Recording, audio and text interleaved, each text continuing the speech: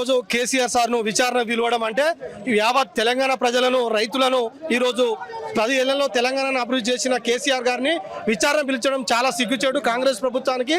Kaleshwaram project లేకపోతే రంగనాయక సాగరు, అనంతగిరి పోచమ్మ సాగరు, కొండ పోచమ్మ సాగరు, మల్లన్న సాగర్ లేకుండే ఇలా తెలంగాణలో కాళేశ్వరం ప్రాజెక్టు వచ్చిన తర్వాతనే దాదాపు 50 లక్షల మెట్రిక్ టన్నుల ధాన్యం ఈరోజు కాళేశ్వరం నీళ్ళ ద్వారా ఈరోజు పంట పొలాలు పండి ఈరోజు రైతులు ఆనంద కల్లాలుంటే కాంగ్రెస్ ప్రభుత్వం ఈ కేసీఆర్ గారికి అవమానపరచడం కాదు, యావత్ తెలంగాణ జాతిని అవమానపరిచే విధంగా ఈరోజు కమిషనర్ గారు పిలవడం. కాళేశ్వరం ప్రాజెక్టు లేకపోతే ఈరోజు తెలంగాణ రాష్ట్రంలో ఉన్న రైతులు ఇంత ధనవంతులు అయ్యేవారు కాదు.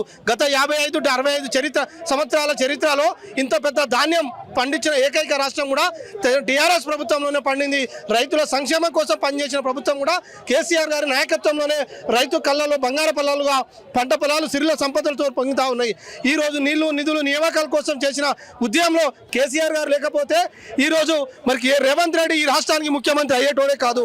బీజేపీ రాష్ట్ర మంత్రివర్యులు, కేంద్ర మంత్రివర్యులు, కిషన్ రెడ్డి మంత్రివర్యులు కూడా అయ్యేటోళ్ళు కాదు. ఇలా కేసీఆర్ పుణ్యమని అయిన వాళ్ళు ఈరోజు కేసీఆర్ మీద అవాకు చేయాలని మాట్లాడి కేసీఆర్ గారిని కమిషన్ ముందు విచారణ ముందు పిలవడం ఇది చాలా సిగ్గుచేటు.